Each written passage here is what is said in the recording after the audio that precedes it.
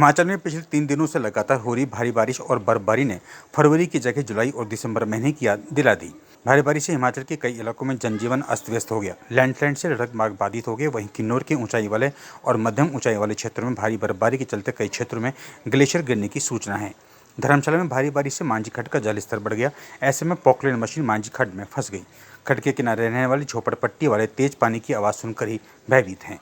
स्थानीय लोगों का कहना है कि हिमाचल में बारिश ने बरसात जैसा तांडव दिखा दिया है। मौसम विभाग ने 48 घंटे का अलर्ट जारी किया था। ऐसे में उच्च पर्वतीय इलाकों में 2 दिनों से हिमपात हो रहा है। धर्मशाला में स्थित धौलाधर की पहाड़ियों में सफ़ेद चादर ओढ़ ली है। छोटा बंगाल में बादल फटने की सूचना मिल रही है। कई गाड़ियां पानी में बह गई हैं। जिला कुल्लू में भी भारी बारिश हुई, जिसके चलते सड़कें जलमग्न हो गई हैं। नदियां उफान पर है। पंडो डैम पानी से लबालब हो गया है। भारी बारिश और बर्फबारी से मनाली में स्थित मां हिडिंबा देवी के मंदिर पर पेड़ गिर गया, जिससे मंदिर की छत टूट गई। डैम प्रबंधन लाउडस्पीकर के माध्यम से लोगों को ब्यास नदी से दूर रहने की चेतावनी दे रहा है। किन्नौर के ऊंचाई और मध्यम ऊंचाई वाले क्षेत्रों में हो रही भारी बर्फबारी के बीच कई स्थानों पर ग्लेशियर गिरने की सूचना है।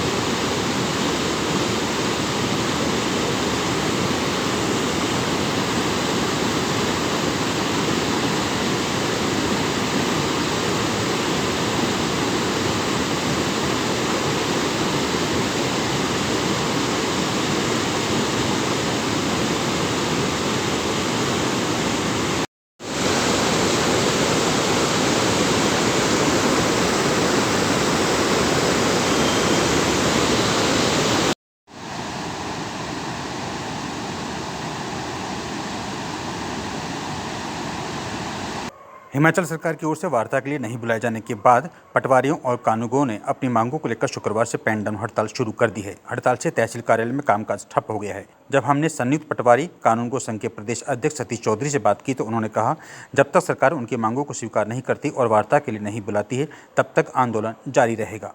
सरकार ने पटवारियों और कानूनगों को विश्वास में लिए बिना ही जिला से स्टेट कैडर में शामिल करने का निर्णय ले लिया, लेकिन यह निर्णय स्वीकार नहीं किया जाएगा।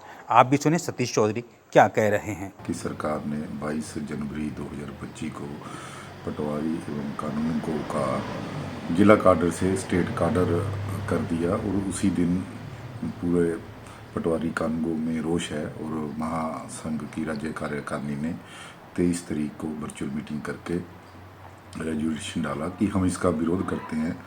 और इसके विरोध में हमने 2 दिन का मास स्केड्यूल लीव रखा था, 25 और 27, और उसमें हमें विश्वास था कि माननीय मुख्यमंत्री महोदय, माननीय राजस्व मंत्री महोदय या ACS महोदय जी की ओर से हमें महासंघ को समय और स्थान देकर बुलाया जाएगा।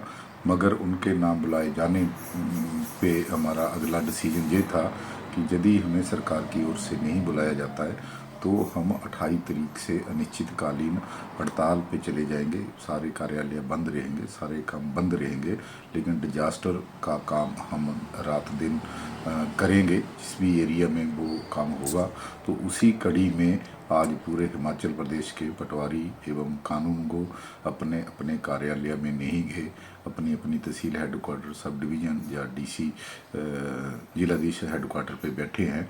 और इसमें हमारी जो बहुत प्रमुख मांग है, एक पदोन्नति को लेके है। एक लंबे समय से जो कर्मचारी है उसको मोटिवेशन एक प्रमोशन से मिलती है, तो उसमें हमारा जो प्रमोशनल कोटा है वो 60% है और उसको हमने 60 से 80% करने का डिमांड किया है। और हमें जितने ऑनलाइन प्रोजेक्ट है उनको सुचारू रूप से करने के लिए हम मोबाइलों से कर रहे हैं, वो हमने सुविधा मांगी है। और जितने बहुत बड़े हमारे पटवार वृत्त हैं जिनमें नंबर ऑफ ट्रांजैक्शन है, उनका हमने पुनर्गठन मांगा है। तो कुछ वेतन विसंगतियाँ थी और भत्तों को लेके बहुत 25-25 रुपये हमारे भत्ते हैं। तो इसको लेके सरकार ने एक कमेटी बनाई थी, उस कमेटी ने सिफारिशें भी कर रखी थी। और लास्ट ईयर में जब हमने आंदोलन माननीय मुख्यमंत्री जी के आश्वासन से ड्रॉप किया था तो हमने नोटिस दिया था सरकार को कि आप 2 महीने में हमारी ये मांगों को मानो, और यदि आपने मांगों को माने बिना स्टेट काडर की नोटिफिकेशन कर दी तो हम तुरंत प्रभाव से हड़ताल करेंगे। तो उसी कड़ी में हमें 2 दिन मास कैजुअल लीव के बाद भी सरकार ने नहीं बुलाया है और आज हमने अनिश्चितकालीन हड़ताल शुरू कर दी है। वहीं अब पेंशनरों ने भी अपनी मांगों को लेकर मोर्चा खोलने का निर्णय लिया है। आप भी सुने सुरेश कुमार ठाकुर प्रधान क्या कह रहे हैं।